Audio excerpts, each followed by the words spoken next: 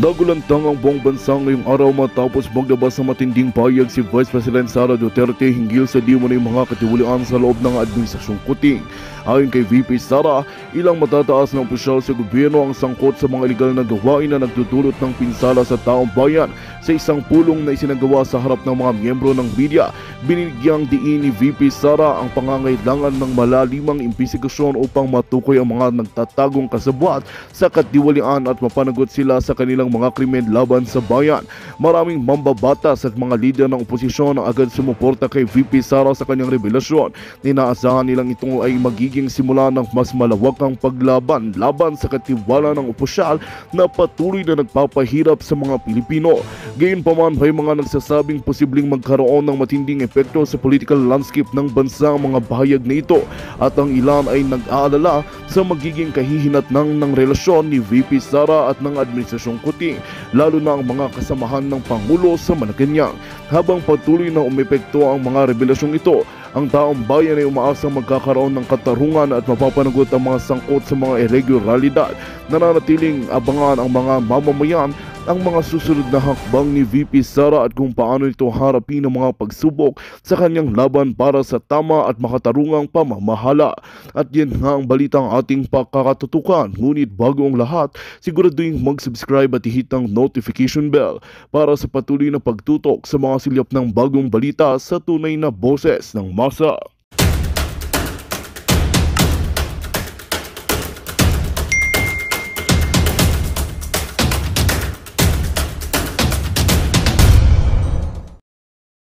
Lahat na nagsasabi na may blanco yung pinirmahan nyo, sinungaling.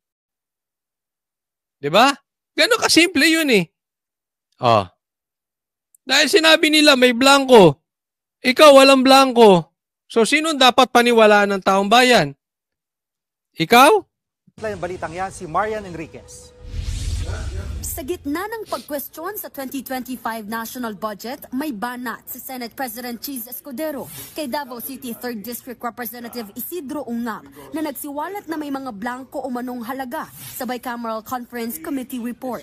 Ang hindi ko maintindihan sa nagrereklamo, dati siyang naging APRO chairman, alam niya ang patakaran. Exactly! Alam niya ang patakaran. Kaya alam niya na plano niyo mandugas. Ay, saan kayo nakakita? Cheese, simple lang, wag na natin paikot-ikutin. Pumirma ka ng blanco.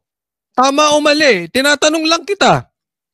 Kung mali, edi sinungaling sila. Pero kung tama, di ba't ka pipirma ng blanco? Nabuang ka na? Oh.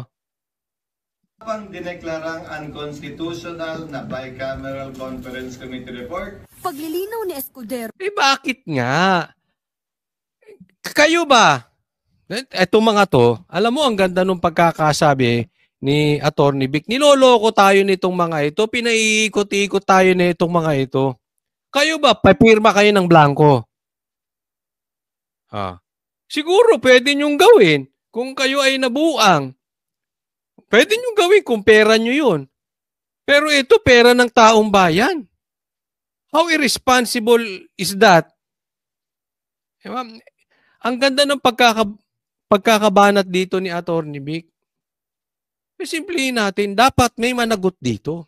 Sabi niya, huwag nyo kaming paikot-ikutin doon sa mga kung ano-anong panliligaw ninyo sa taong bayan.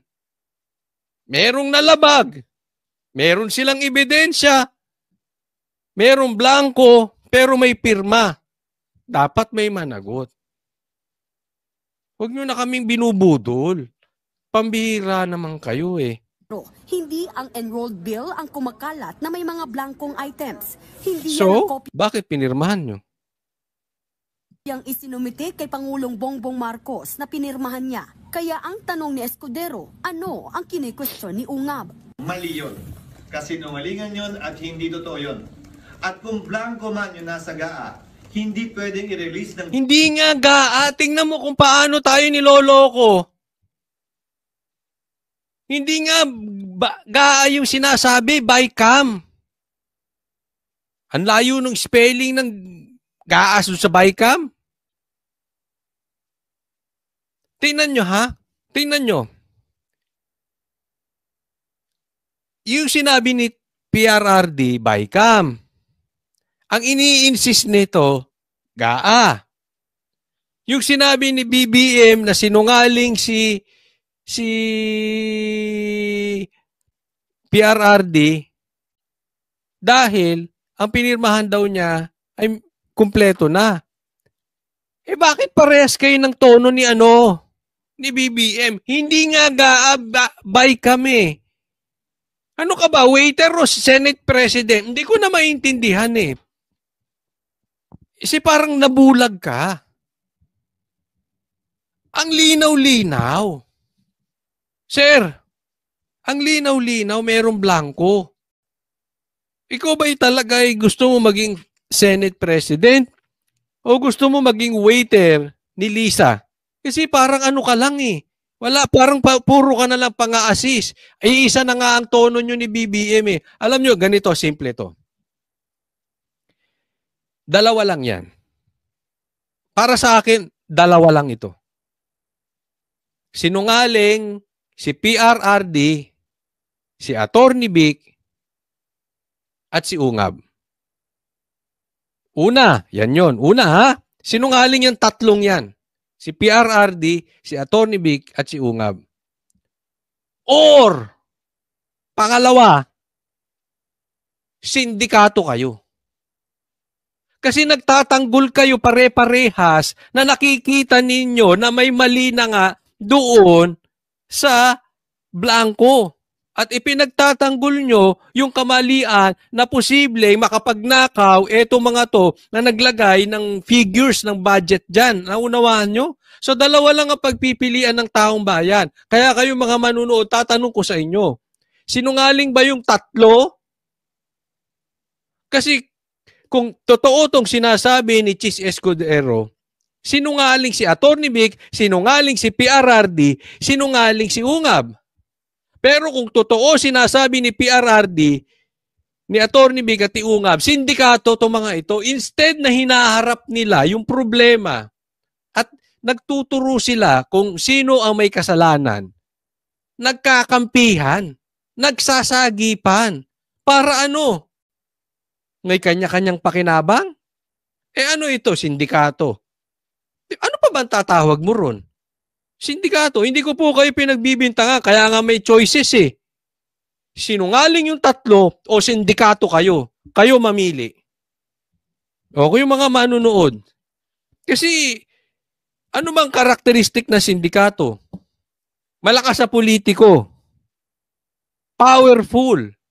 Mayaman. Malakas magnakaw. May pinapalusot na illegal. Ano bang tawag mo doon kung blanco na yun? Di yun yun. Or, yun nga. Sadyaw may topak lang si Atty. Vic, si PRRD at si Ungab. Sinungaling. Hindi, wala na sa akin ang paghuhusga. Hayaan natin ang taong bayan maghusga dyan. Sindikato or buang yung tatlo. BBM yun. Iba naman ang nakita ni Kabataan Party List Representative Raul Manuel. 14 na blanco raw ang nakita niya sa pagbusisi sa nirato. O, kita mo, pati kakampi ninyo? Hindi kakampi ni Cheese. Kakampi ng ano? Kakampi ng mga duwagkom? Pati kakampi ni Tamba? Nilalaglag? O, 14 blankong items. Sa dinami-dami ng sinabi ni netong si Raul Manuel, isa lang ang tumama, ito. Kahang kopya ng BICAM report sa 2025 national budget. 8 raw sa mga blankong ito ay sa ilalim ng opisina ng kalihim ng Department of Agriculture. Iyon, no? Karamihan. Karamihan ng natanggap doon sa blanco, ano? According to Raul, DA? Department of Agnanakaw. Department of Agriculture. Matagal. Totoo ba? Marcos, matagal mo nang gustong hawakan yan. Yan ang pasabog eh. Matagal mo nang gustong hawakan. Di umano. Panahon pa ni PRRD yung DA. Hindi ka pinagbigyan, kaya di umano nagalit yung asawa mong si Lisa. At tinawag na baduy si PRRD. Dahil hindi ka nilagay na DA secretary na panahon ni PRRD. Doon pa lang alam mo na ayaw sa'yo ni PRRD.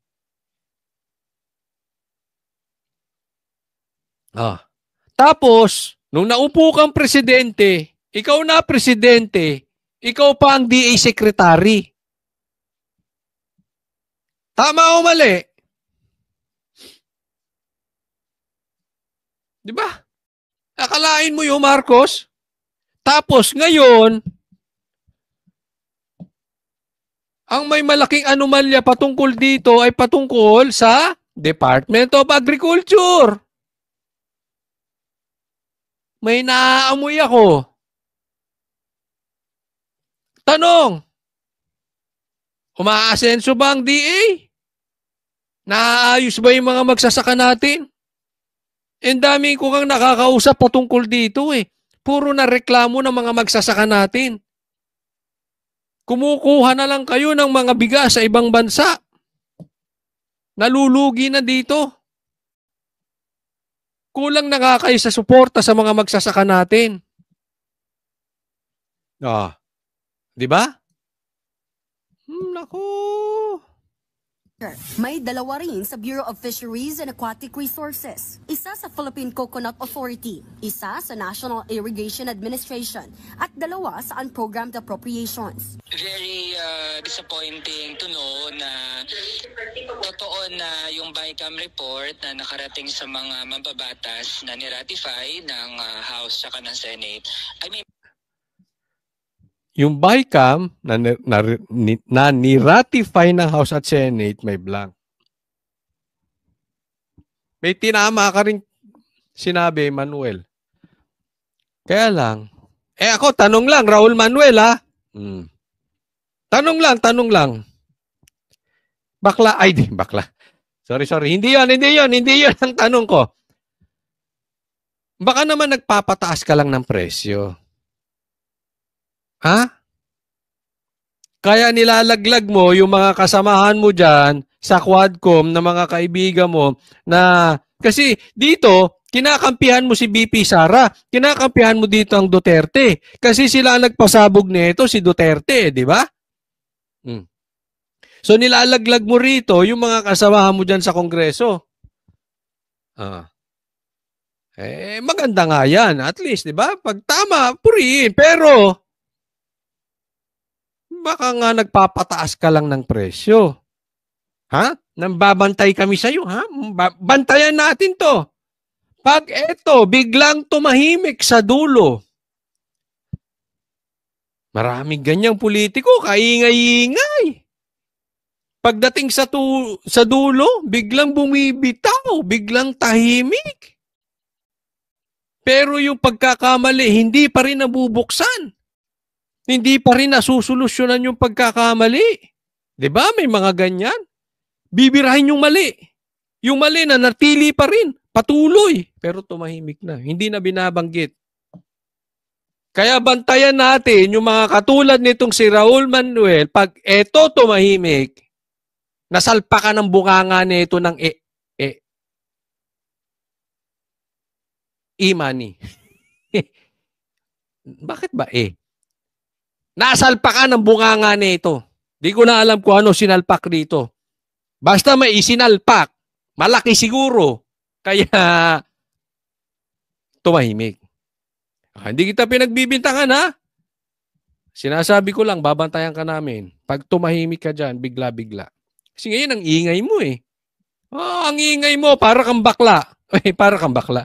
Hindi naman lahat coach only ng bakla maingay. Hindi ako galit sa mga bakla. Hindi ako sexist kasi may mga kaibigan tayong bakla. Mababait siya mga yan. Hindi po yan NPA. Ay, nako. Diretso na nga tayo. Saan tayo napupunta? Giit ni Manuel, importanteng malaman kung sino ang naglagay ng halaga sa mga blangkong ito. Sa batas sa falsification of legislative documents, maaaring makulong ng hanggang 6 na taon at multang hindi bababa sa 1.2 million pesos ang gagawa nito ng walang pahintulot. Yun, mabigat kasi 6 na taon ng kulong. So kung ikaw pumirma at kasama ka sa gustong palusutin itong blanco na ito para makinabang ka in the future, paano nyo dodoktorin na hindi ito na-ratify at kayo na lang basta naglagay diyan, nag-usap-usap na kayo, eto na. O eto lagay natin, ito para sa iyo, ito para sa iyo. 6 na taon pagkakulong. Yung milyon na multa, kayang-kaya, panis yan. Kaya nga nagbablank space yan dahil malaki kikitain dito, posibleng billion pa So hindi nila iindahin yan. Pero yung kulong, mabigat sa kanila yun.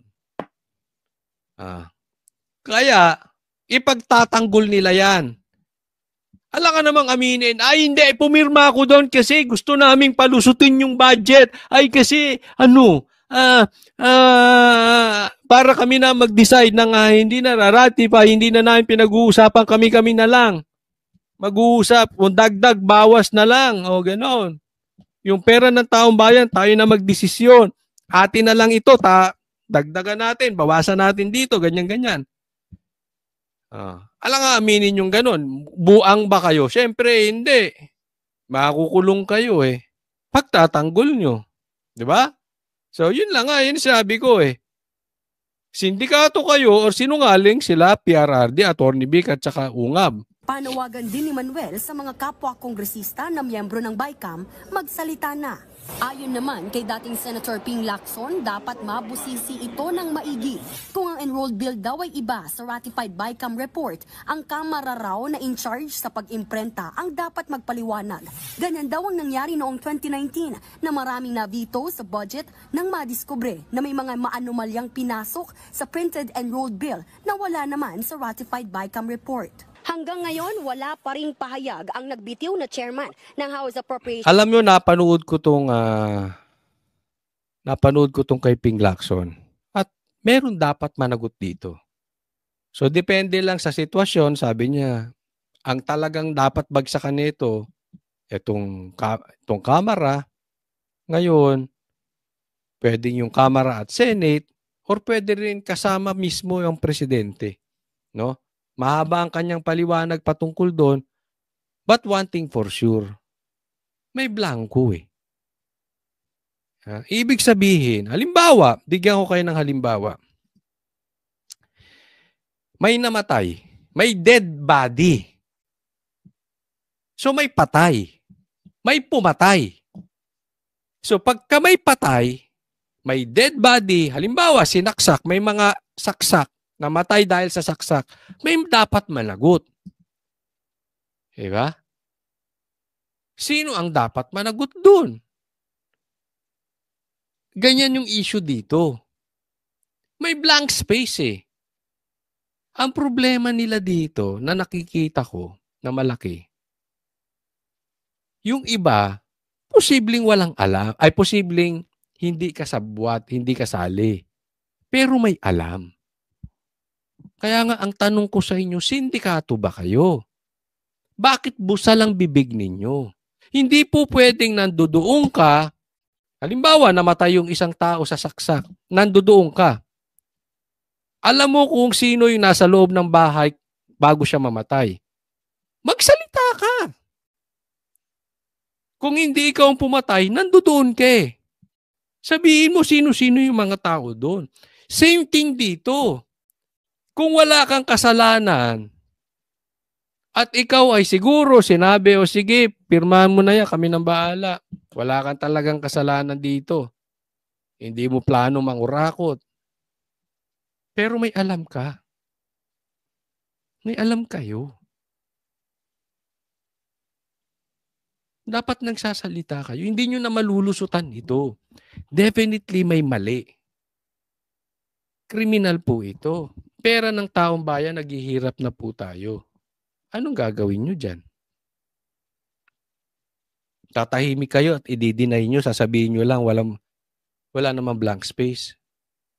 So ganun lang, paniwalaan namin kayo, bulag sila, mali yung nakita ni Atty. Vic, mali yung nakita ni PRRD, ni Ungab, at yung milyong-milyong Pilipino na pinakita naman may blanco. So, bulag kami lahat. Mali yun, kathang isip lang. Hindi ko sinasabi na kung sino ang dapat managot dito. But definitely, may dapat managot. Hindi po pwedeng wala. Ibang miyembro ng BICAM Committee tungkol sa issue. Hamon ngayon ni Escudero at iba pang mambabatas, pwede namang magsampa ng kaso sa korte ang mga kumikwestiyon sa 2025 national budget. Alam mo, talaga naman pupunta naman tayo talaga dyan sa demanda. Magdidemanda. Ang problema, habang nakademanda, matagal yan. So, yung dinuktor na budget, ginagastos nyo na. Naintindihan? Yari tayo doon. Yun ang problema doon. But definitely, kailangan talagang i-demanda ito. May dapat managot dito. Again, on the losing end, ikaw, ako, tayo mga simpleng mamamayan. Tayo ang kawawa dito. Ginagamit na yung perang mali na hindi naman dapat nagamit. Next po tayo. Ito. Next natin ito. Si Ortega. Galing na itong mama na ito, no? Tingnan ninyo sasabihin. Baka gusto nilang ma-restore yung mga budget na na-slash. Politics. It's really about politics. Tinan mo kano kabastos tong mama na ito. Baka may kasalanan. May nahuling mali. May kriminal na ginawa. Kasalanan na naman ni Sara. Pambihira. Sila ang gumawa ng katarantaduan, tapos si kasalanan ni BP Sara. Kasi ang punto niya rito, baka naman gustong maibalik yung mga na-slash na budget. Eh sino bang na-slash na budget? Si BP Sara. Pero pag tiningnan ninyo, ewan ko kung meron ako ditong kopya. Yung blank space na yan. Saglit lang po Alam ko may kopya ako niyan eh.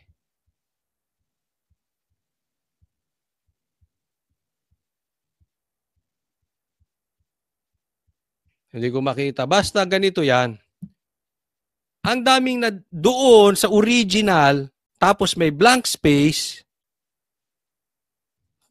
may mga nadagdagan departamento. Okay? Ang dami po nadagdagan. Yung department, yung Office of the Vice President, wala naman nadagdag. So kayo nagpalabas ng hindi itong mama ito. Hindi kayo ang nagpalabas ng magic. Kayo ang nakinabang kung sino man yung nadagdagan, tapos kasalanan ni BP Sara. Anong klaseng paliwanag niyan, sir? Di ba? Anong klaseng paliwanag yan? Pumatak na naman kay BP Sara.